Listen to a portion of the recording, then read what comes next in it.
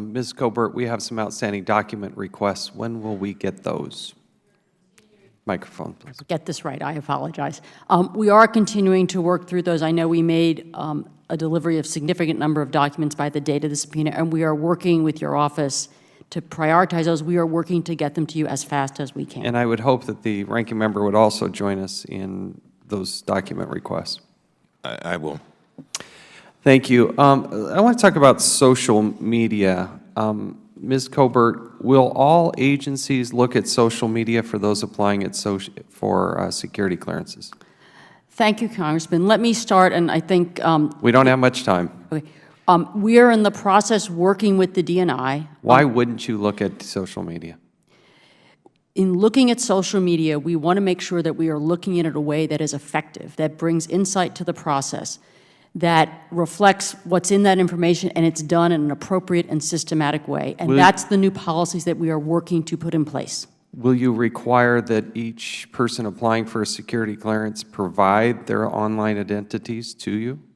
The specifics of the social media policy are ones we are working through with the DNI as the security executive agent. They set the policies that we follow. Okay, Mr. Ivanina, why the hesitation on providing social media information? Sir, there is no hesitation. We've been working robustly the last few years with the Department of Defense to enact, I think, what we believe to be a robust policy on. So what is the policy in short? Well, the policy in short is utilization of social media to enact investigations and adjudications of individuals who request a security clearance, and that's in the process as we speak. Do you require anybody seeking a security clearance to provide their online identities? Well, not at this point right now, but through the pilots we have issued throughout the government and DOD.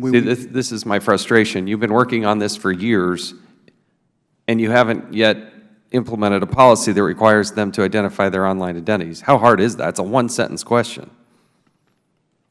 Well, I think the difficulty begins when you have the mixture of executive branch organizations, and currently right now the issues are multifaceted. It involves the utilization of privacy issues. What privacy issue do you have? By its very definition, social media means you're not being private.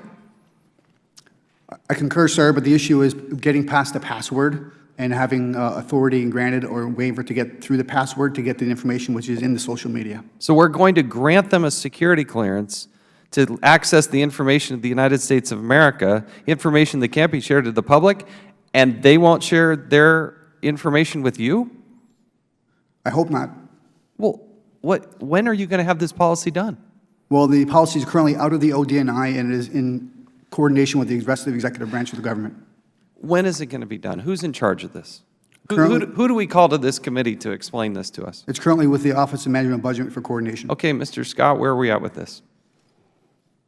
I don't know, but I will find out and get back to you. You're the, I didn't get it right, Chief Information Officer for the, I'm sorry, the Chief Information Officer for the United States of America. I just don't know today where we're at on that particular policy. This is the cluster. I will find out and get back to you. This is the cluster that is the federal government. This should be such a simple question. It should be on your form. Show us all your online identities, and then as we're doing a background investigation, how can you not go look at their Facebook page or their Twitter posts or their Instagram or Snapchat or any of the other ones? We don't do that? How moronic are we? I mean, come on. My 14-year-old could figure this out. What's the hesitation? Yeah, this is the problem. It's just silent. I was planning to take 20 seconds on this question, and we should probably do an entire hearing on how we don't look at the social media of people. We give top secret clearance. We're showing people, we're putting people's lives in danger. And we can't go online and look at their social media? All right, I got to keep going, but this is, go hire a bunch of teenagers, they'd do it better than we're doing it. I mean, they know how to do this stuff, but we don't, as a government, need to do it. ISIS has figured it out. They know how to do it, but we don't seem to do it. All right. With the National Background Investigation Bureau, which Inspector General has jurisdiction Mr. Halverson? I don't think a single Inspector General will have jurisdiction. I can assure you that certainly the DODIG, as we build the IT systems, will look at this. Will you provide access? Will there be any limitations on access for the Inspector General for OPM to look at this? No, sir, we couldn't do that legally. They have access legally to look at all that, as does the General Accounting Office, and I am sure there will be many committees and offices that will want to have access to this. Legally, they'll be entitled to that, and we will give it to them. I appreciate it. As the DOD's CIO, are you ultimately going to be responsible for the IT system at the NBIB? Yes. And will you report to the director of the NBIB, or will you make the, be able to make IT decisions and overrule the NBIB? Who's in charge? In the end, DOD is in charge of the technical decisions. But I will stress, we have worked well together with all of the members of this panel. We will continue to coordinate with all of the customers. We will continue to do this in a cooperative way. But in the end, I report to the Secretary of Defense. Secretary of Defense is the biggest customer of the NBIB, and I assure you I don't expect any problems that come up. If they do, I'll take them directly to the Secretary of Defense.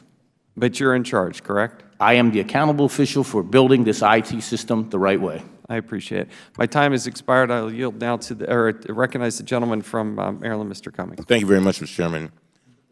James Clapper, Director